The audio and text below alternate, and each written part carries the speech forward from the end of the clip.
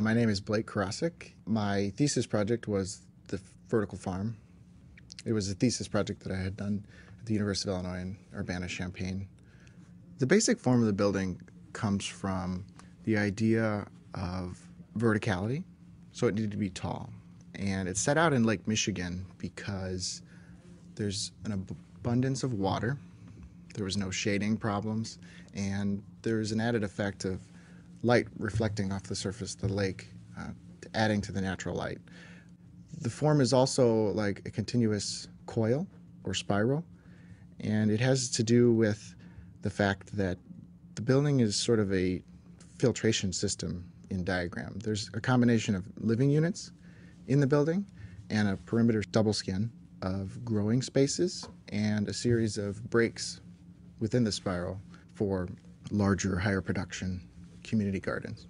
The idea was to use a structural system that was beneficial to vertical farming, which is not put the structural system on the outside with a series of columns, but to try to bring most of the structure to the center where it's going to be shadowed and difficult to get light. So you don't want to build a building that would get in its own way. This specific design, it was a visualization of what vertical farm possibly could be, almost a utopian idea of vertical farming. I am currently studying to be an architect. I am very interested in vertical farming from the architecture side. I would hope that in the future I would be involved in vertical farms, a design of a vertical farm, the production of a vertical farm, or the group effort of a university or a client to produce an actual vertical farm. We're not really waiting on technology. Technology has sort of makes this possible because we grow lettuce in hydroponic farms currently. We just haven't stacked them together. I feel the technology and the pieces are there. They just need to be combined. So this is a vertical farm type O2. It has 12 6-meter high floors of indoor farming space, which will total to 2,600 meters squared of indoor farming per floor. The look of the building is very important because the form actually becomes a function in itself. The first vertical farm designs are going to be making a big statement, a big impact. A lot of people are going to be criticizing them. The part of the design that I'm probably most proud of would be the way the light gets in, the use of the reflective edge, the light shelf that goes around the edge of the building, really just in the way that it uses its natural light.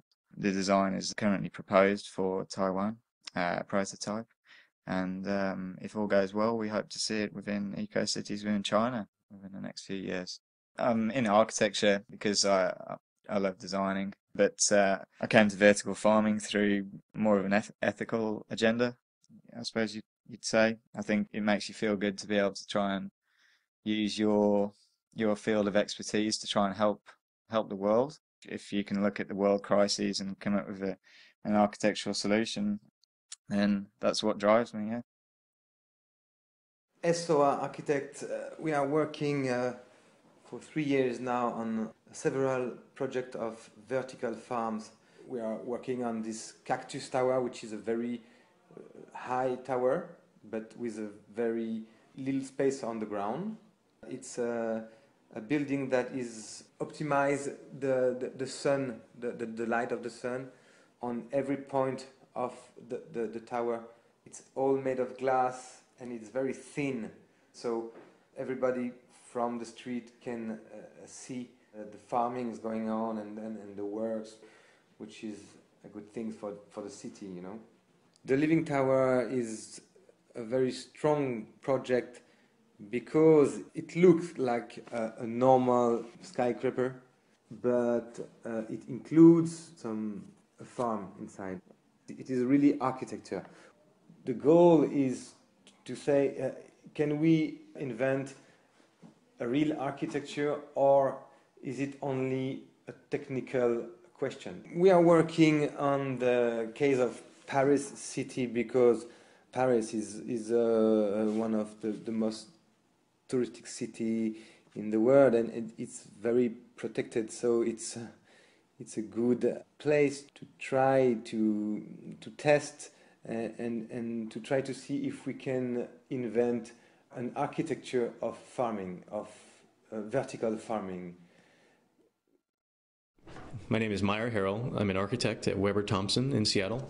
The Newark Vertical Farm is a concept for the city of Newark, New Jersey. Now, we were approached by the mayor's office in Newark and their Office of Community Development. They were very interested in this idea of vertical farming and are interested in initiatives for the city to look at new ways to feed the urban population. So knowing that this idea is fairly untested, they knew that a facility would have to be created in order to test a few different systems. The facility that we designed for them at sort of a visioning level, at a feasibility level, was 3 stories of stacked greenhouse, a research wing, and an atrium that separates the 2 of them, and basically the atrium acting as a winter garden. We believe that a vertical farm does have to start small. Starting small is our way of managing risk and really digging into the problem of how do you make a vertical farm work and how do you make it commercially viable. I think we have to be somewhat humble when we move forward, realizing that we're not going to get it right the first time. It's my personal belief that when you bring food production closer to where people are living and working, and they can see it and touch it and smell it and taste it, I think you start to challenge that narrative right now that says that food is cheap.